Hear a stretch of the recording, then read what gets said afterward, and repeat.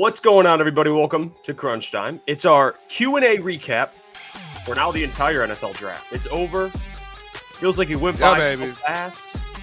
Now it's Sunday, and we're going to break down the picks, do a little Q&A. Any thoughts, concerns you guys have, feel free, let us know, and we'll break them down for you. But guys, how we feeling tonight? Or today, great. Not even tonight. Feel great. I'm feeling great. I know you fellas kind of had a late night last night. I was able to kind of relax, get some sleep, but how are you guys feeling? Feel good. Brad Holmes is an absolute dog. So I'm excited to talk about that and get into that. Can't wait. Talk to the people. Answer some questions. A little Q&A here. I'm excited for it. To see what the people think. Yeah, I mean, yesterday we had the stream. We got to react to the draft picks. I think today is going to be a lot of fun because now we get to we took the day to, now we get to dive into the draft picks a little more rather than just initially react and based on what we knew at the time. Now it's the day after, and I'm still in love with who they took. I'm still cool with the players. Like, usually that's a good sign too. You wake up the next day and you're like, man, Brad had a hell of a draft. Yeah, and I mean, too, I don't know if you guys saw. I saw all over Twitter and stuff. There's like all these value charts are going around for the NFL, just how teams picked with the value of the players they got, depending on when they were supposed to go and their rankings, just everything. All of it kind of added up, and I'm sure we'll go into it here a little bit in a bit. But the Lions Brad Holmes just dominated again when it comes to just getting value pieces. It was like one of those things too, because like last year, coming off of that draft last year, guys. You had, you had the 2 first-round picks. You had multiple, you moved into the second and got multiple second-round picks. You had third-round picks, and you just had so many different players, and getting the guys you got, you're like, oh, there's no way with the picks that we have that we're going to be able to get any sort of value out of that. And Brad found a way to do it. And like you see here, out of the 6 picks that we had, literally Brad got the most value out of his picks than any other franchise in the NFL. Like the best GM at drafting in the whole NFL this last week, which is unbelievable to say. There was people who were going at him a little bit, like about some of these picks. I saw in some comments. So that right there, you just see this chart here. Brad cooked. Brad did what Brad does, and he absolutely cooked.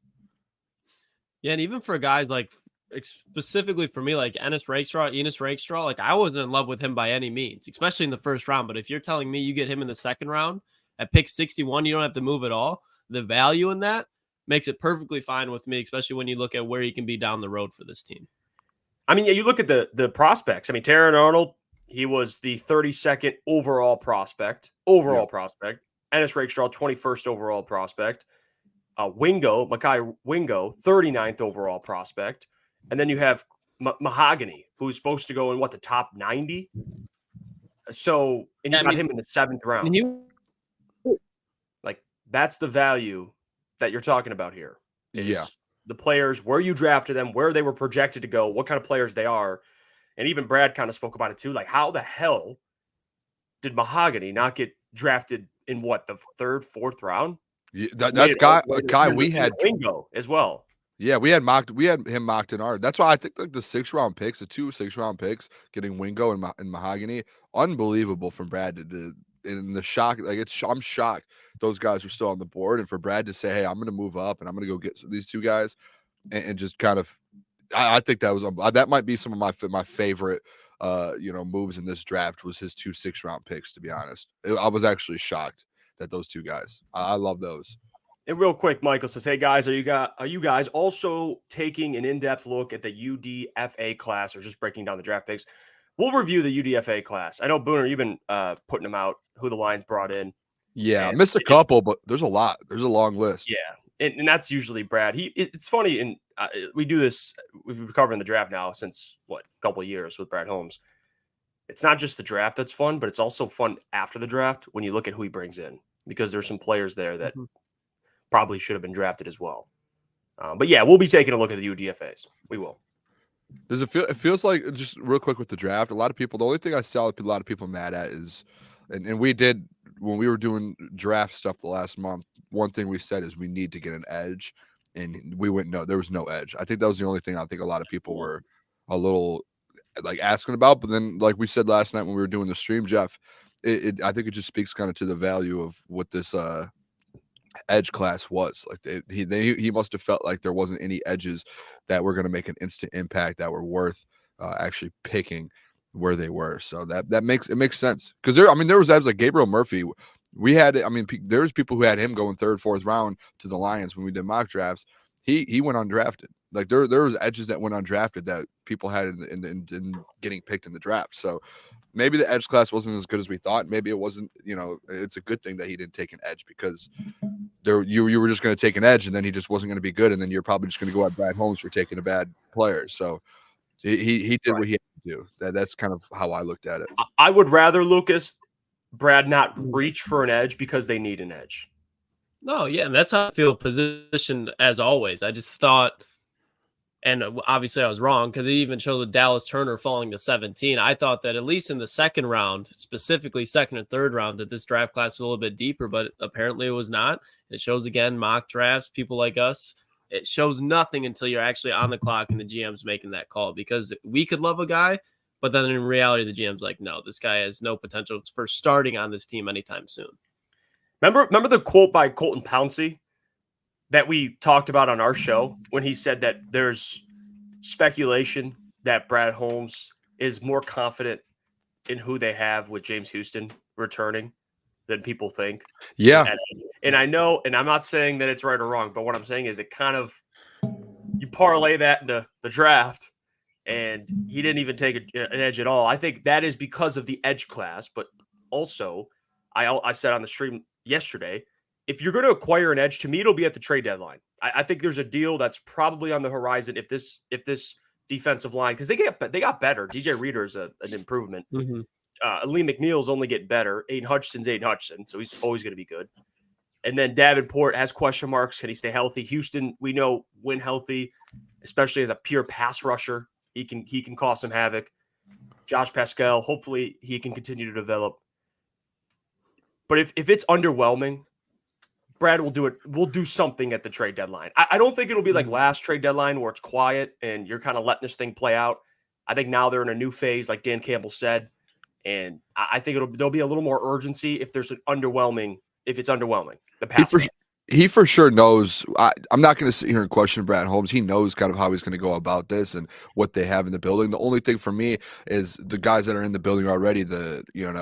I guess like you trust John Kaminsky, James Houston. We didn't really have him all year last year, so yeah, he trusts the guys in the building. There was just like last year, it was the same. It was a similar situation where he's like, I trust these guys in the building, and then they just didn't work out. That was where I was with the edges, but I do trust Brad that if he feels like he didn't need to address it, and again, this is why I don't understand why people get so mad that you don't go edge in this draft, is because Brad told you he's not drafting off of needs. He's not going to do that. Like, yes, you drafted 2 corners, and when you look at people grading the Lions draft picks, and I've seen a lot of people give them an A, and it's because they addressed the need of corner. Brad came out after he drafted the corner, after Enos Rakestraw after day 2, and said it had nothing to do with the needs. It just happened to be the 2 best guys on our board when we wanted to pick was Terrion Arnold and Enos Rakestraw. So that's the kind of the way you go about it. It's where you're sitting there and you're a little like, yeah, it's great that we got the needs, but he was never going out there to try and get those needs. So that's why with the edge, he's not sitting there going, we need to get an edge. We need to go up and get an edge. I'm sure there might have been some guys he was looking at. He did say he was looking to trade up into the 30s again and early 40s. So maybe there was an edge that he liked then that just didn't work out. But I'm not too worried about it, to be honest. Not at all. And you get Makai Wingo, who he said the other day, the reason they drafted him and they liked him so much was because he's versatile. He can move outside. He can play inside. He can do different spots. Like, he has the speed and the athleticism to do so. Let's go through, fellas, and we'll start because we already broke down Terrion Arnold and Enos Rakestraw in 2 videos that are on our channel. So you can check those out for our initial reaction to those draft picks. But we'll start with the players that we couldn't really break down. We talked about it on the stream, Booner, me and you, when they took Giovanni Manu and Sione Vaki and Makai Wingo and Christian Mahogany. But today we'll go through and look at those draft picks and kind of get now a day removed reaction. And we'll start with Giovanni Manu. And I'm being honest, this might be my favorite pick. I'm not even going to lie. I said this yesterday to Booner. The more this kind of settled in, I was talking to Booner. I'm like, you know what? I like this guy. I like him a lot as a developmental tackle. That's going to need some work. Obviously, the competition he played against wasn't supreme. He played against lower level competition, but a man with that size in whatever his body fat percentage is, because he's like 6'8", 350, but he doesn't have a gut. It doesn't make sense to me. I know with that type of potential, with the tools he has, with Hank Fraley and the other offensive linemen they have, the older guys that can help him, guys like Panay, Taylor Decker at tackle, he can immediately learn from. I like his upside a lot. And even Brad said he's more of a 2-3 years away kind of guy. Yes. Similar to Broderick Martin. And I know Lucas. That's what I was about to say, Joe. Not a huge Broderick Martin fan at the moment. But Giovanni Manu, fellas, we'll see if he can put it together. But that man is, they don't make him like Giovanni Manu. I mean, he's a monster, man. A giant human being. I'm excited for his development and what he can turn into. No, and he's a genetic freak, and it's interesting to see what he's going to do, because you look at a guy like Panay, and he's so athletic, and you look at a guy like Taylor Decker, and he's more of the power type of dynamic. So when you look at that, he's going to have two different ways to develop, and he is athletic as is. So it is in that Broderick Martin as far as the development. But when I look at him, I'm a little bit more like, all right, we'll give this 2-3 years and see how this turns out. Well, I have a little bit more confidence, because I think at the worst, you look at what they do with Dan Skipper. I don't think at the bare minimum that he could be that, but it's gonna be interesting to see how it turns out. I like the big fella. I'm a fan of the big fella. I love it. Dude, yesterday we got drafted. I said, and this is, and Jeff, I showed you some people are like, oh, Booner, why are you saying he's Taylor Decker's replacement? Taylor Decker isn't going to be a Detroit Lion forever. He's going to retire at some point. If you have a guy that's an athletic freak and that size, that you can draft him, have him for 4 years, and even if Taylor Decker's here the next 4 years, once his time comes up, you sign this man to another deal and you extend him, and that's the guy that takes over for Taylor Decker, and he learns under Panay Sewell, Taylor Decker. I mean, fellas, Hank Fraley's going to have this dude just absolutely ready to roll. There's not a defensive end in the NFL that's going to be able to man up one-on-one and be able to move him. Now, that's where, because playing in the CFL, it's probably lower competition than MAC, if we're not CFL college. Where'd he go? British Columbia? Yeah. So it's like the Canadian College League. That's probably lower level than MAC. So he's going to have to get used to the finesse part. But as far as a power tackle, if he just tightens up a couple things, he's going to definitely need multiple preseasons, multiple regular seasons just to sit and develop. But I like the project. I like the project a lot.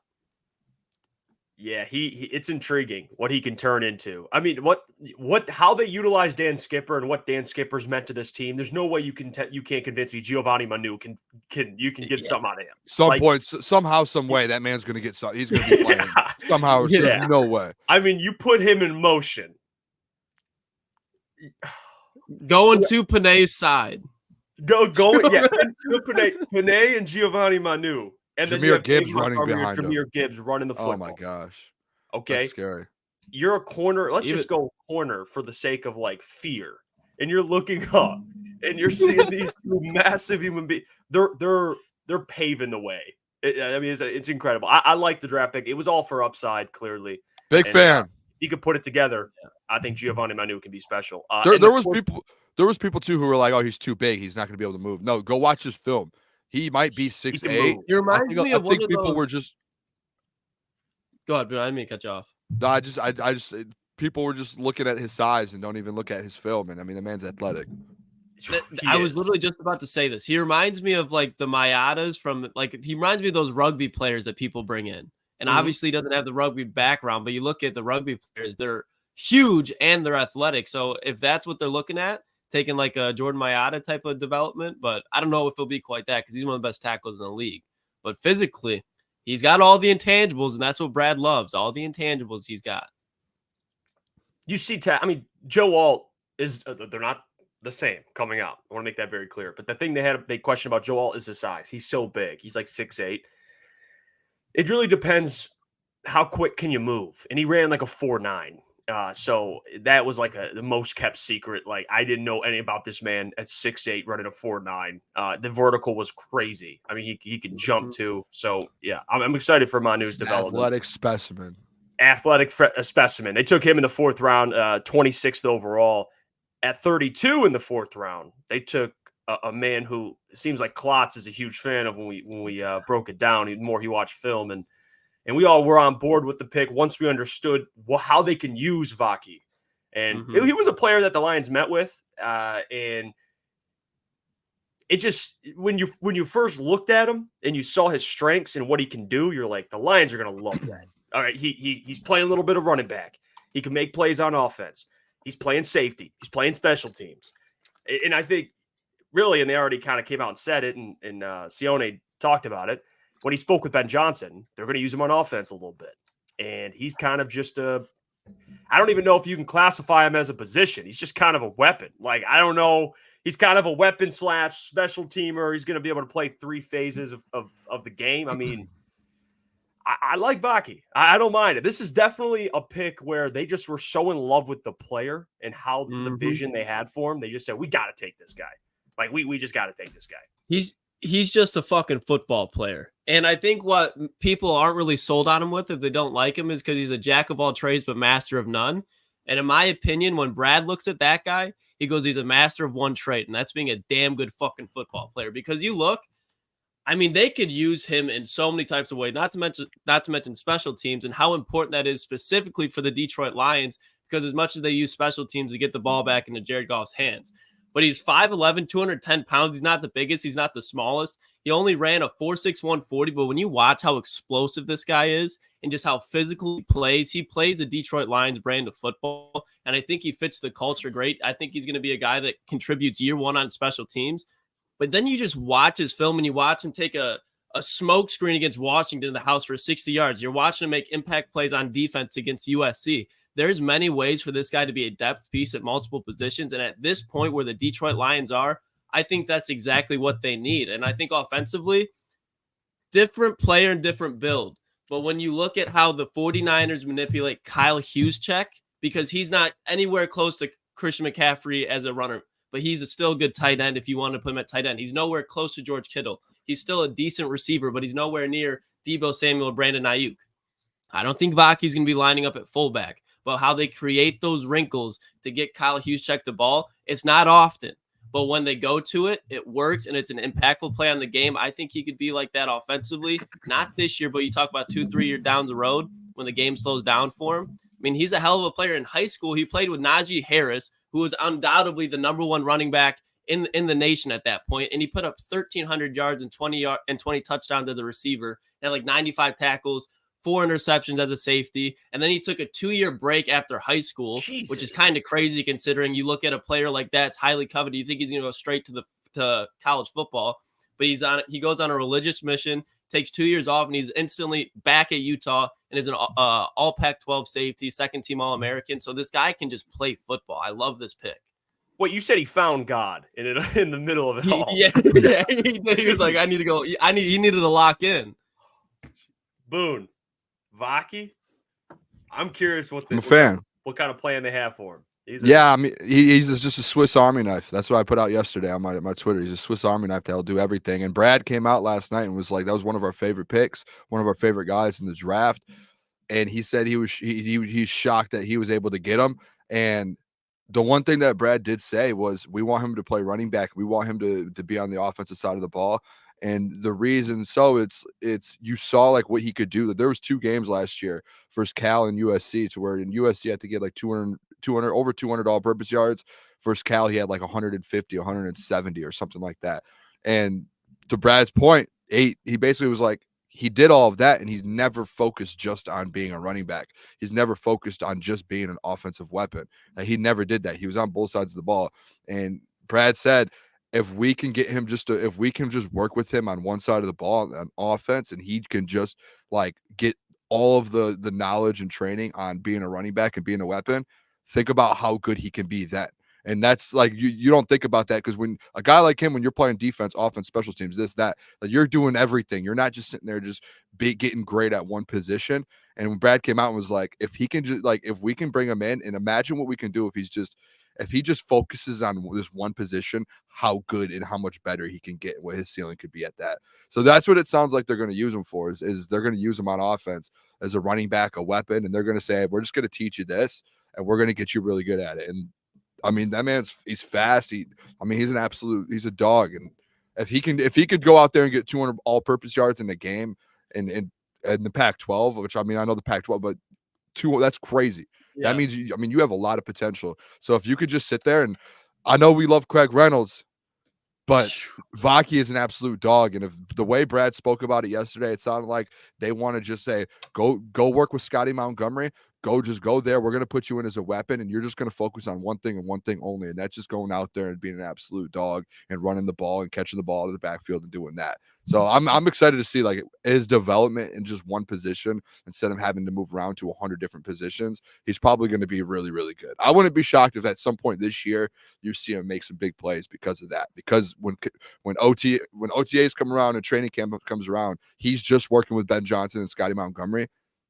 That if he was doing just that in college, he probably wouldn't have got drafted where he got drafted. He would have got drafted way earlier. So now you have a guy to where now just focus on one position. And the changes to the kickoff, the changes to special teams, I think it makes Vaki even more valuable. I do. Mm-hmm. And you look at the Lions and who they have. They had Leaf returning kicks, DPJ. I think they're looking at this thing like, okay, it's Vaki right here, and he can be a guy who can contribute. It reminds me of like, sorry, I didn't mean to solo you instead of me, Boone, but it reminded me of like what Jamal Agnew kind of was. And obviously he was a cornerback, but he was put at receiver. He was put at kick returner, and they were finding ways offensively to get him the ball. They didn't have Amon-Ra St. Brown at the wide receiver, Jameson Williams, Samuel Porter. So obviously they need to rely on Jamal Agnew, but they even put Jamal Agnew at corner because I do think, Booner, I want to hear what you have to think.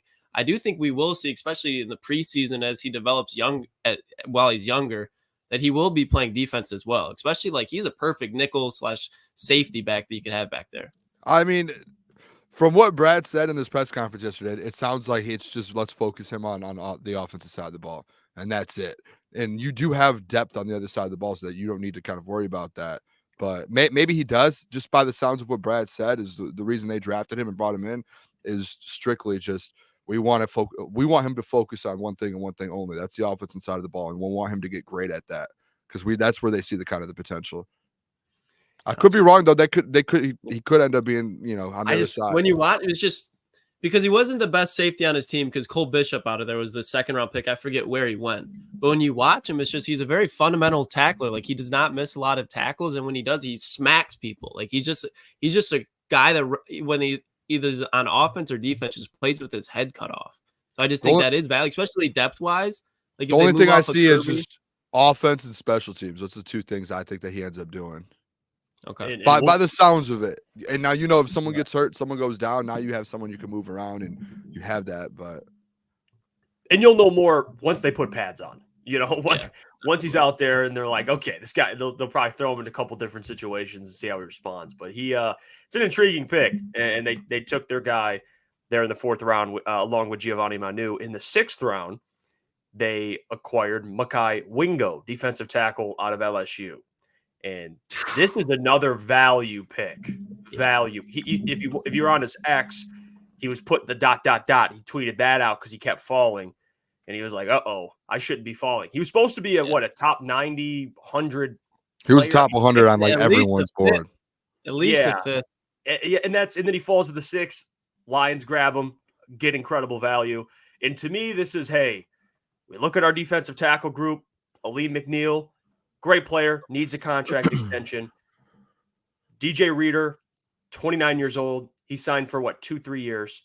Mm-hmm. You got Levi Onwuzurike. He's a bust. And they need more depth in there. Broderick Martin, he's developing. And I'm sure next year we'll find out more. But this to me is like, okay, Levi, get the hell out of here. Josh Pascal, we can move him around. Yeah. And I think Makai Wingo could be one of those players you look back on in a couple of years and you're like, how did they get this man in the 6th freaking round? He could be, I mean, he has got pass rush upside, of course, with his size. He's quick. I mean, he tested really well. And I mean, talk about a guy used as a 3 tech. There's a lot of things with Makai Wingo I love, and I think the Lions got a stud. in that player. Yeah, and allow him with his strength and even his like quick burst ability off the line, and how if you watch where his hand placement is, that's where I was surprised that he fell so far, just because his hand placement getting off the line is very fundamental. His ability to separate off the offensive line and shred him off. But it's just one of those things where if he develops beyond DJ Reader, who's elite run stopper, and then he looks at Ali McNeil and how he's transitioned to a pass rusher, and then that does free Josh Pascal to be more of kind of a 5-tech instead of a 3-tech, because if you just put him in there, you don't want him one-on-one with the tackle, but if you put him on the outside shade of a guard, I mean, you could take that every time just because how big and athletic he is. So this is a great piece where I think he's better than Levi off rip just coming out of the draft. And I think where Levi is right now, Jeff just said it, he's a bust. And if Broderick Martin doesn't pan out how you want him to, I think a guy like Wingo, if you put him in there, he's going to be able to contribute faster than Broderick would, in my opinion. Absolute dog. Absolute dog. Daddy? I think his mic's out. Yeah, I was waiting for Boone to cook. Oh my here. gosh, you guys go solo. My mic's out. No, I like Makai Wingo. I think he's going to be a dog. Like you said, Lucas. Everything you said, it's spot on. I think he's going to be really good, and you're going to be able to move around and put him in different positions. So, the value was great. Value was awesome. Yeah, the fact that he was even there in the 6th round, like that's one of those picks when we were doing the stream. Booner. I thought it. Yeah, I thought I didn't even know he was there. To be honest, I'm looking at Brendan Rice. I'm like, how did he fall? And then Makai Wingo's the draft selection. I'm like, oh, great pick. Like we've seen him through our draft process covering the draft, and now he's available in the 6th round. And it's not just him. That was also just an absolute steal. Christian Mahogany in the 6th round, 34th overall. How? That kind of came full circle. He was a guy that we didn't even really know about, and then we started mocking him, and we started liking him, and we just kept throwing him in 3rd, 4th round, and he fell to the Lions in the 6th. I don't know. I mean, Booner, this guy could easily be your starter at guard post Kevin Zeitler. Yeah, a year. Upside. He's in. I mean, what'd you make of the draft pick? It's an absolute steal. I think Brad was shocked that he fell to the 6th round too. We kept doing the mock drafts, and he was sitting there in the 4th round, and we kept going between him and Mason McCormick. Those were like our 2 guys, and if Cooper Beebe was there, we would take him too. But those 3 guys were like, if they would somehow, some way you can get them, and I don't think any of us thought we were going to be able to snag Christian Mahogany in the 6th round, which was absolutely shocking. And like it's the same thing with Manu. It's just adding depth to the offensive line. Like your offensive line is your bread and butter. That is your team. It starts there, and that's going to be like that for the next 5, 6, 7 years. So it's not like the funnest of picks where you're getting a weapon or but it's like a needed pick that Brad Holmes made, and you have Kevin Zeitler on a 1-year deal. Someone's going to need to take over, whether Colby's going to be the one next year or if it's going to be Christian Mahogany. One of those guys are going to take over now as well. Like you're getting a battle there on that backup. Like Colby's going to have to, if he wants to play and if he's going to want to be that dude, he's going to have to step up and start, getting it together, or Mahogany's going to take that spot and he's going to be the one that steps up. I think he ends up getting that job though in a year. So once Zeitler's out, I think he gets that job. Mm-hmm. I think at least he has the potential to. Did you guys hear what Brad said about him when they was talking about him in the press conference? He's got that. He's got a little dirt bag in him. What do you think that even means? He just plays mean. Oh, angry. Yeah. That's what they. I mean, that's Panay though. I think too. Panay's got a little bit of that dirt bag in him. I mean, Panay is just an absolute dog, and that's what they're looking for. That's what you want in offensive linemen. Like they're going to war every snap. Like you want these guys to just be pissed off, dirt bags, and I think that's a compliment. That's a hell of a compliment to give. And when they asked Mahogany about it, he goes, "I'm very honored he noticed that in my game." Like he took that as an ultimate compliment, which he's right. I mean, dude's a dirt bag. I mean, go watch his tape. I mean, the guy he had a rushing TD, did the beer keg celly. Yeah, a legend. I mean, what are we doing here? It's a legend. The beer keg celly. I listen. They had to address guard at some point. They doubled up on offensive line. They got Manu at tackle, who's more of a developmental player. But Mahogany's not that, I don't think. I think Mahogany has kind of that within a year could be starting. Like post Kevin Zeitler. If there's an injury, me and you talked about this, Boone. That's because we were talking about Frank Ragnow. Like, oh, they didn't take a center. if Frank goes down, well, God forbid, hopefully he doesn't. But if he does, you could slide Graham over to center and put in Christian Mahogany if he beats out Sorsdahl, which I do think he has that type of. I mean, even in the future, Mahogany and Sorsdahl, like Graham is only on a 3-year deal, and then like 3 years down the line, who's going to take over? Maybe that's when Colby's ready, and Mahogany's the one that takes over for Zeitler. Now you have 2 guys in there, so because you've gone guard back-to-back years now, trying to find some sort of depth, and now they're learning from Hank Fraley and kind of going through and doing that. So, I mean, I think that's something to look at. Mm-hmm. Yeah, I love it. This is one of my favorite picks, I think. Christian Mahogany. I mean, that. And I do just because of the level of competition that he faced playing in the ACC, and I don't even know what what William and Mary plays in. But if they were to start off right now, kind of what we were just talking about with Wingo and Broderick, I mean, I think this is a great pick. These 2 6-round picks to push the third and what was Colby last year, 5th, to push them because to Booner's point. It's like if you guys want it looked like you guys had a clear path, especially with Yodi. He didn't look like he was a sure thing, and they had more confidence in Colby moving forward. They could have full trust in Christian Mahogany because didn't he tear his ACL in college as well? So that could have had a huge reason 2021, for him. I think. Yeah, not this year, but the year prior. I'm pretty sure he tore his ACL. So that could be a huge reason why he fell as well. But it's one of those things where it's like you just keep going through this draft. Maybe you can't really see it from the 4th round perspective with Giovanni and Vaki, but Brad just went BPA, like he always does. Yeah, and there's a reason why these guys are available. There's always something. There's a question mark. There's injury concern. There's something. And Brad's even talked about that before when they ask about injured players, and he's like, you got to look at modern medicine for especially some of these injuries, and also that's the reason why you're getting that value of player. So for Mahogany, if there are injuries, it's like, okay, cool. What can he be? And I think Mahogany can be a starting right guard for you. So that's why I think people go at Brad a lot for drafting injury, like players with injuries or former. I think it's like if you just look at it, it's just the value out of it. Like typically with some of these guys that are injured, they're gonna fall. And if you're able to get a guy who if he's not injured, he goes in round 1, round 2, round 3, and you get him in 4, 5, 6, 7. And it's just because of the injury, but the injury in the future is really not going to, like some guys it might affect and it might end up a bad pick. But what's the if you're getting him in round 6 and 7 and he's the guy that was going to go way earlier just because of injury, I mean, at least for me, it's worth the risk. That's where like it's especially worth the risk. And that's exactly what like Mahogany. It's worth that risk to take. I don't care if he was injured or what. Like even with Rakestraw, like he was a projected. I think he was projected to go in the 30s, and he drops to the 60s. And he had some injury concerns this last year and the year before. So like at that point, who cares? It's you're getting a guy at such good value that if he ends up being good outside of that injury, you just got a guy that was supposed to go 2 or 3 rounds before you, that you even had a chance, and you got him down in the late rounds. So I don't even think at this point there's people who get mad about it or always just love to bring it up. Doesn't even matter at that point. Does not matter. You're getting the value out of it. Yeah, and for these players, go on, Jeff. No, go on. Just real quick. What helps me sleep is when I look at who the Lions got in the 6th round, and I look, the Packers probably the second best team in the division, at least right now how it stands.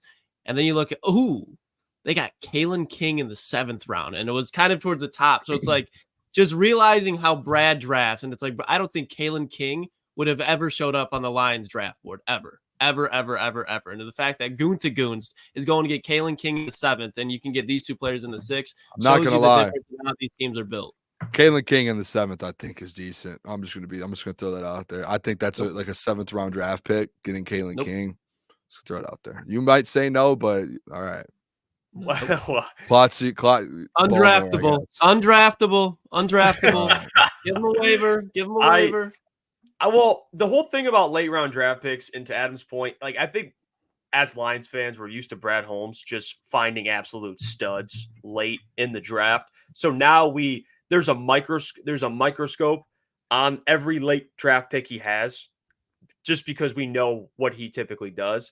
But in reality, past like the 4th round, these are all you're swinging. You're grabbing players, you're swinging for the fences. And that's what Manu, I believe, kind of was, Vaki and these guys that have upside to contribute in many different ways. Like, I think with having Brad as a GM, we're like expecting these guys to to be a certain level of a caliber player.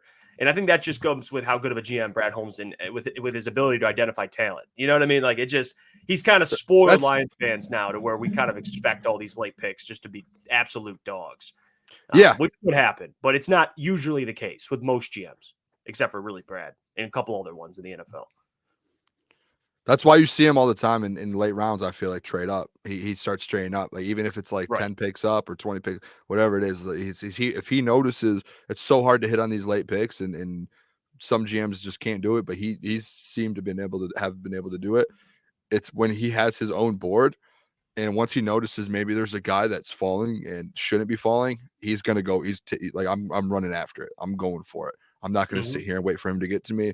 This guy should not be falling right now. I'm going to go for it. And that's why I think you see Brad hit on so many late round guys, because he does trade up in the back end a lot. He did it yesterday, 3 times, and he did it he did it last year for Project Martin for Hendon Hooker.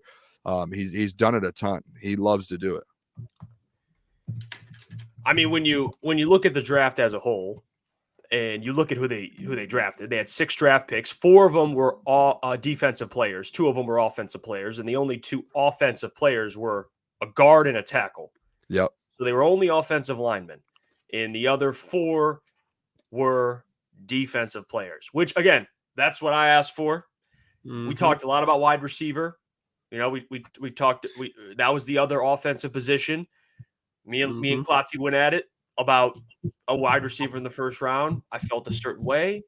Lucas understood where the NFL's going with the NFC, and the 49ers now adding Ricky Pearsall, and he was advocating for a wide receiver.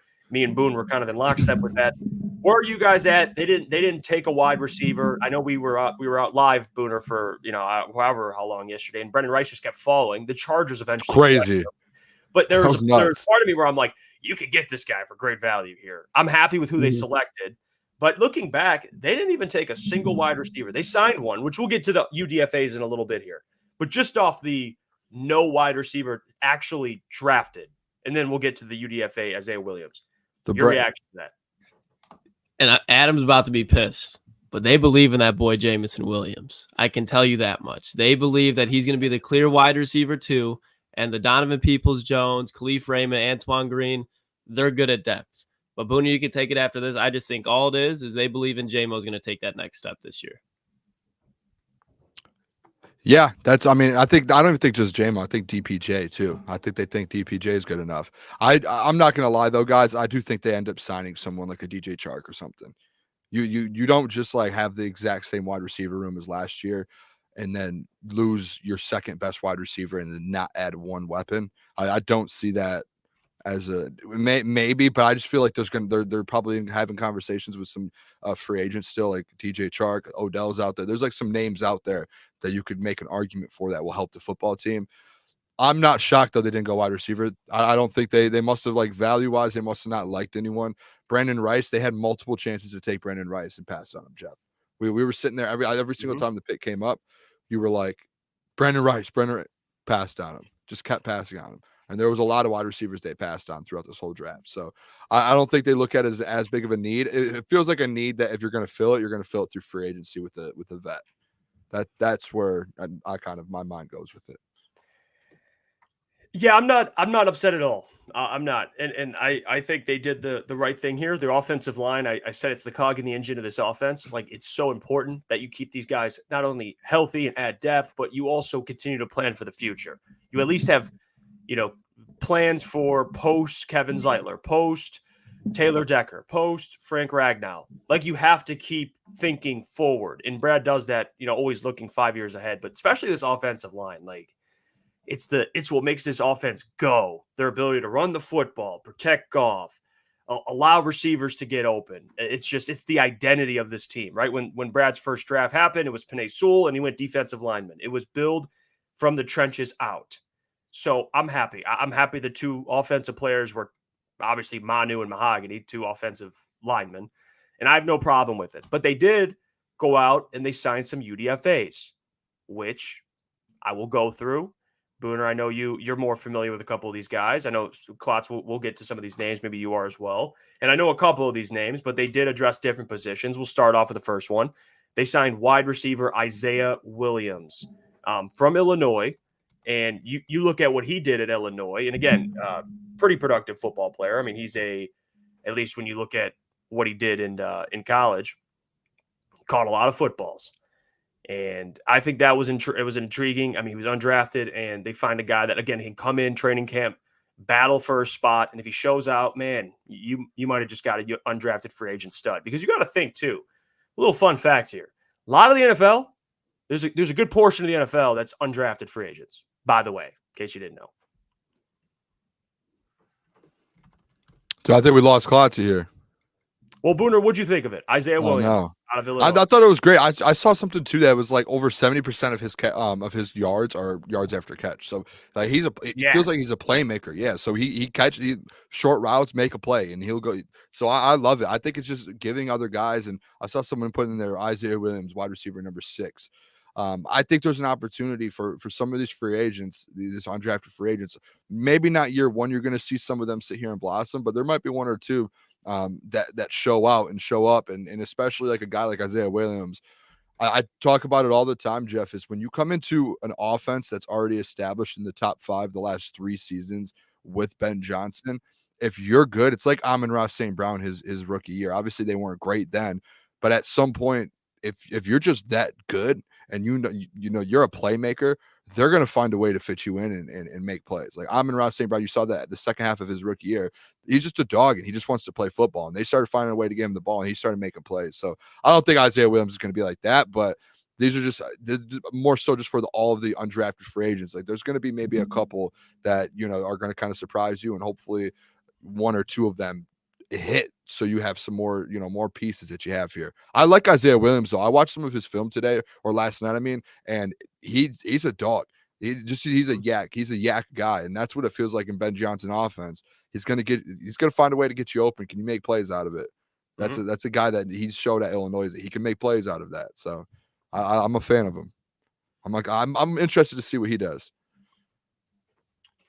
Yeah, and I mean, you look at too the 4.6 340 he ran at the combine. He plays much faster than he ran, much faster. The way they used him too in the run game and the pass game, I like this as a UDFA, like kind of a flyer. If he has anything great, I'm on board with Isaiah Williams. I think that's a great signing by the Lions. Klotzy, Isaiah Williams, brother. I like him. He's twitchy. Like you guys said, didn't run the fastest 40 time, but a lot of times that's the case with those guys. And you look at like the Julian Edelmans, Golden Tates of the world. They're not blazing in the 40-yard dash, but they know how to be quick in space, and that's how they beat those potential tacklers. So I like it. Probably like a Dylan Drummond situation where you're going to be watching him all up until camp, and he could make it. I think it's a better case for him to make it this year because there's not an opposing guy like they brought in Chase Code, I know, along with Dylan Drummond. They still potentially could. But I still think there's a more clear path for him to make this team, given his skill set, too. I know Kirby played with him in college. I know he was happy to see him brought on. So it'll be interesting. I don't think this is anything earth-shaking, though, as far as the wide receiver position. I think he was a teammate of Jameson Williams at some point of his career, maybe high school. Maybe. I'd have to see where he's from. I saw something like that. I saw something. If he's out of St. Louis. They did sign a good bit here of UDFAs. I mean, they got... Yeah, I have a whole list over here. You want to go through them, Boone? Yeah, I can go through a bunch of them. The one that I think is interesting, I know a lot of people want a DN, but Isaac Ukwu out of Ole Miss. It's an interest. He had 3.5 sacks last year at Ole Miss, but the year before had 7.5 at JMU. That's an interesting one here because I know a lot of people wanted an edge, and that's the edge. It looked like they went with Klotzy. They did sign Steel Chambers, linebacker out of Ohio State. He led Ohio State in tackles. Yeah. 83 tackles last season. Led the team. And he's athletic. He can do in coverage. He's not like Tommy Eichenberg. I think he went to the Raiders. Tommy Eichenberg's much more of a off-ball linebacker, but still, you can move around. I like him. Yeah. Good depth piece. Maybe like an Anthony Pittman replacement. Don't hate it. Real quick on the Isaac Ukwu, I think that's a sleeper signing. I do. I mean, you look at his production at before he transferred to Ole Miss, 7.5 sacks, gets to Ole Miss, a couple sacks last year, and it's someone that, again, another body you could bring in, compete in training camp. So I think that if we're talking about ones that stuck out to me, and we'll get to it once you go through another one. There's one more that stuck out to me that I like, but Isaac, I think that's another one that I'm on board with. Here I'm just gonna read the list here, and then if there's a name, we'll go back to it. Hogan Hayton, long snapper out of Idaho, took my job there as a long That a snapper. Booner, you Tough, man. Booner. That's got to be a interview you get down then. Yeah, He put you out of a job, bro. bro. I'll reach out to Hogan. It says he's going to compete with Scott Daly. Isaac Rex, tight end out of BYU, had 400 yards, 12 touchdowns in 2020. Duke Clemens, out of UCLA, a center. There's a center, boys. Jalen Calhoun, wide receiver out of Duke. 3 straight seasons here, and this is all. I'm reading this off the Detroit Free Press. I want to give him credit off this. 3 straight seasons, 700 plus receiving yards. Jalen Garnes, safety out of Wake Forest. Darren Gilbert, safety / linebacker out of Northern Illinois. Brian Hudson, another center out of Louisville. Nate Lynn, Jeff, we talked about him yesterday. Yes. Be one of those later picks because he did come on a visit. Nate Lynn, defensive lineman, I think an interior out of William and Mary. They visited with him a couple of times. He had another man from the tribe. Yeah, 28 career sacks at William and Mary. The tribe. In the inside there. This is an interesting name. Wow. Morris Norris Jr. Wow. Safety out of Fresno State. What a name. And then Loren Strickland, DB out of Ball State. So, and then obviously, I think today, and I did tweet it Kicker out of Michigan. Yes, baby. I'm James interested. Turner. Not Jake Bates. No, nothing on Jake Bates yet, which I'm interested. I think what's going to happen is Jake Bates is going to come in, and those 3 guys are going to compete for the spot. I think that's what's going to end up happening. I can almost. There's going to be some other teams that are also interested in Jake Bates, though, too. That's just you look at what I don't know if I've been pranked about this Norris Morris Jr. guy. That's what a name That's a wild name to give a child. That's crazy. Is it Maurice Norris or Morris Norris? Dude, spell it. Let me go back and pull it up. If it's actually Morris Norris, I just sign him to the active roster. I mean, I just want this dude on the field. I don't give a shit if he's good or not. If it's Maurice. Morris Norris. Dude, maybe it's Maurice. Maybe it's Maurice, and I just no way. It's spelled it is,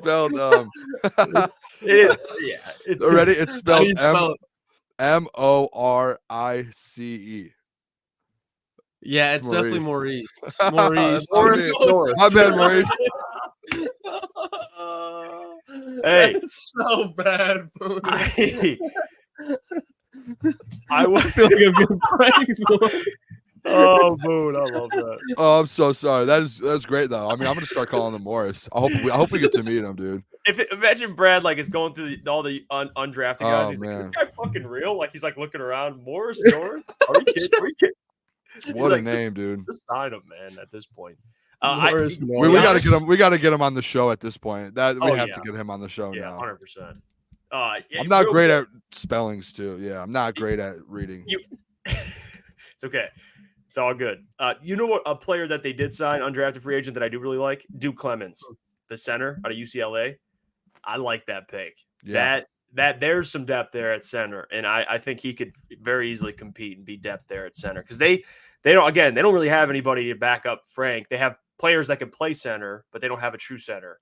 And I think Duke Clemens, in terms of undrafted free agent, if you watch UCLA, he's a pretty good player. He's experienced, and he got the second most guaranteed money besides Isaiah Williams. So it tells you kind of you look at that guaranteed money. I mean, Isaiah Williams got $240,000 guaranteed. That tells you that there are other teams looking at Isaiah Williams, and I think Duke got $60,000 guaranteed. The next was Isaac Ukwu. So Duke, I think, had a market, and he chose the Lions. So I like that signing a lot too. That is crazy. They threw 250 at Isaiah.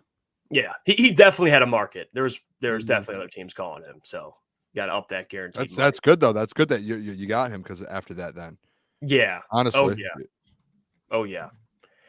Well, we got about 10 minutes left. I do want to go Q&A because this is kind of the whole point of the draft. We wanted to recap the draft, give our thoughts on everything UDFAs, our favorite UDFAs, the entire draft class. Obviously, besides Terrion Arnold and Rakestraw, we broke those down in videos that are on our channel, which you can go check out. And if you're not subscribed, please subscribe. Yeah, hit the button, baby. 8 p.m. to 10 p.m. We just finished a whole weekend of draft coverage. You can go back and check all of it out. And follow us on social media. Live 8 to 10 on weekdays. 5 days a week. 5 days a week. And check out our social media because we're constantly updating all of those as well. But yeah, get your questions ready, concerns, thoughts, and we'll try and get to them. And I think it'll be a good way to close out the show here. Adam says Q&A prediction for the Lions scoring defense this year, rank wise. What were they? 23rd last year, correct? I believe. Yeah. Can they get top 12 to 14? My guess, I'm just gonna say they're gonna be top 15. Just get inside the top 15. I would say 16, 17. So I'll just for the Booner path, we'll say top 15. We'll say top 15. As an executive, thank you. I just think they have a difficult schedule, boys. That's all. Offensive. It is. Yeah. That's why you got these defensive players. That's why you loaded up on defense. It is. They're just young, Boone. They're young. I think it's going to take a little bit of time to mesh. It'll be much improved. Much improved. Shout out, Mr. Steve-O. He says, do you think they gave Hutch the help he needs? Well, not in the draft. No. They didn't address it. But again, help isn't always just edge either. I mean, DJ Reader's help. So now another edge. Houston being back will help, but to get a bookend edge, I don't know if Davenport's the answer. He's still on. He's got a lot to prove staying healthy, but we'll see. I think by the end of the year you'll have maybe an answer if he trades him for somebody. But I don't know about you, Jeff, in his trade deadline. I'm telling you, I'm just like last year. That's good. Well, I think it's different this year. We're bringing it back, Boone. We're bringing it back. More confident. Maybe me and you we can agree on this one. Not last year. We'll come together on that. Okay. All right. Good. All right. Let's get to the next one here. ETN. He says Q&A top 5 teams in the NFC after the draft. Top 5 teams. I don't really think it changes that much. I'll tell you. Well, for me, the 49ers are still one. I think the 2 are Lions. I would say. 3, I think the Eagles. I'm Eagles. Eagles. Yes. They got a better draft between. Yeah, I saw. Who do you think had a better draft between Eagles and Lions? You know what? I'll say the Eagles in the second. The Eagles didn't just get guys; they also added like a ton of capital as well. They added They went and got more picks for the future. They made. I think what was it, Jeff? When we were live, they made like 8 trades in one day or something like that. It was like an NFL record. They had a lot more picks too.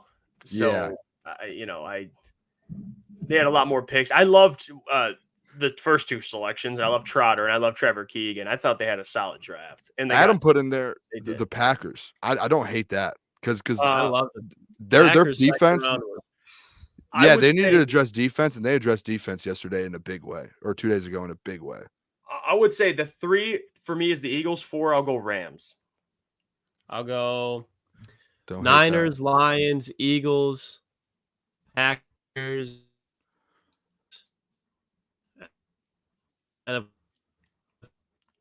Goes 5, I'm going Packers. Mine's going to be Rams, Packers in the last 2 with the Eagles, Lions, and 49ers. That would be mine right now. Yeah. Initial reaction, obviously, I think we kind of break it down and look into it a little bit more, but just off the top of my head, that's what I would do. Quietly, who had a great draft too, I'm just going to throw it out there, is the Commanders. Yeah, they did. Michael says, Q&A, are you more confident in our CB room? Yeah. For sure. I am absolutely more confident. I like not just confidence short term, but long term.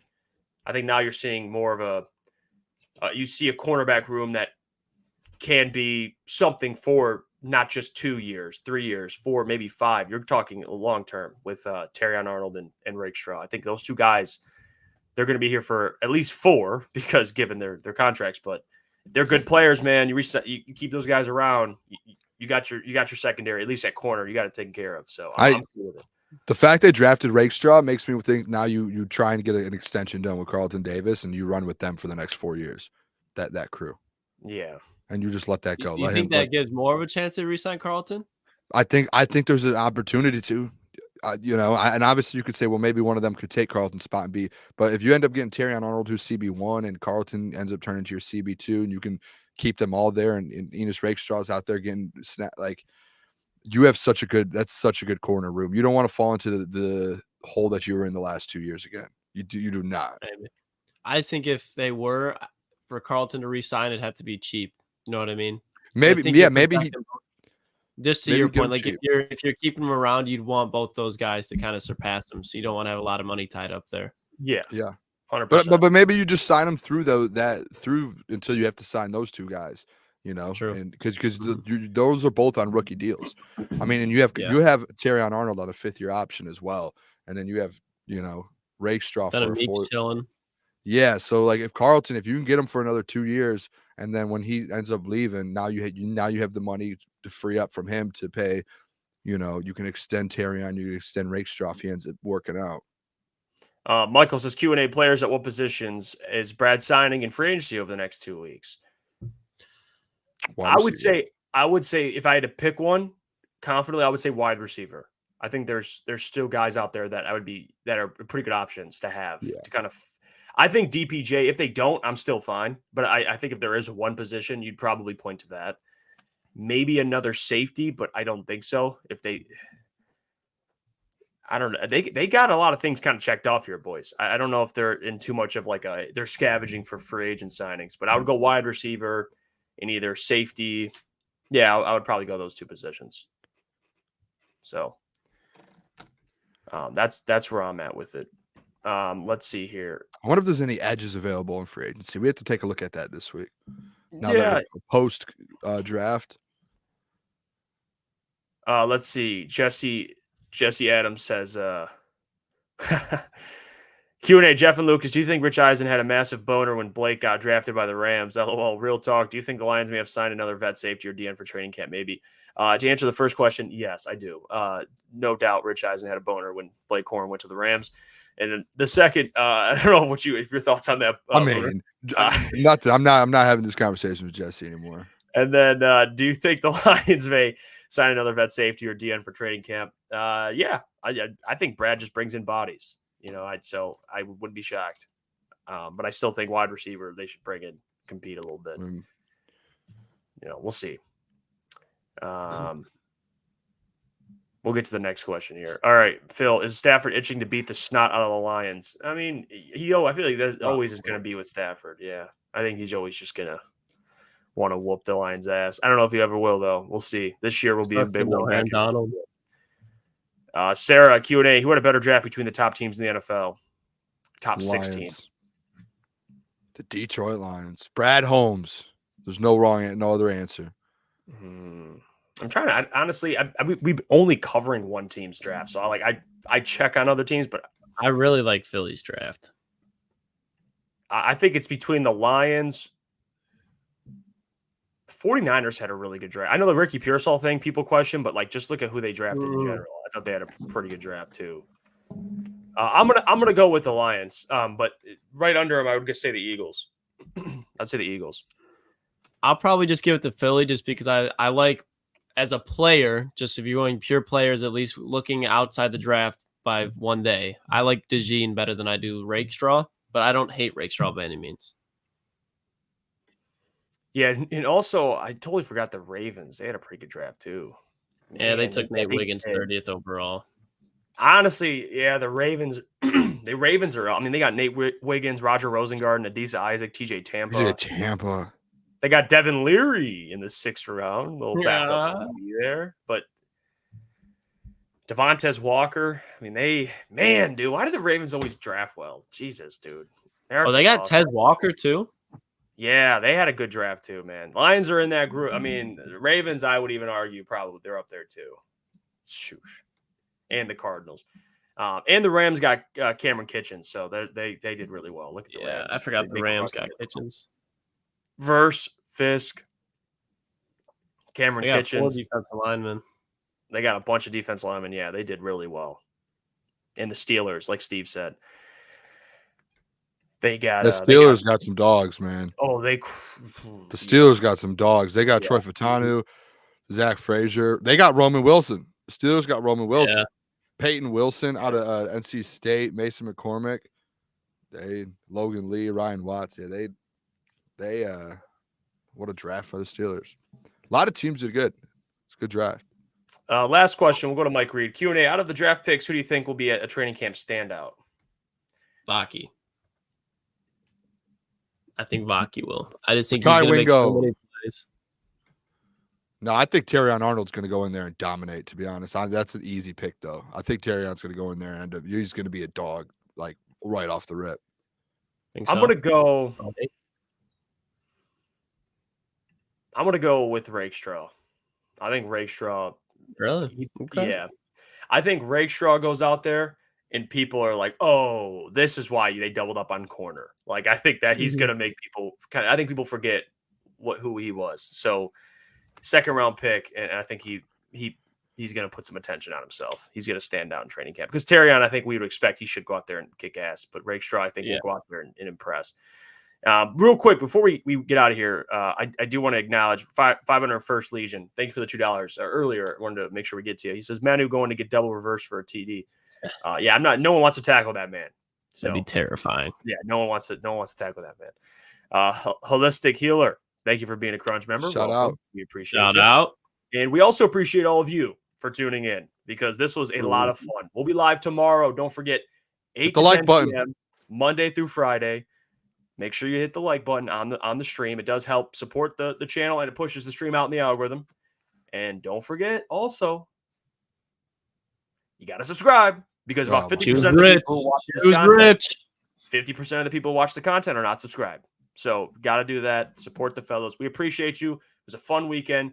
All the people that tuned in and stuck with us, even through the 6-hour stream yesterday and the 4.5 one prior and going live for 4.5 on Thursday. It's just, we appreciate it. It was a lot of fun. So until tomorrow, stick around. We'll be back. Can't wait. 8 p.m. or 8 p.m.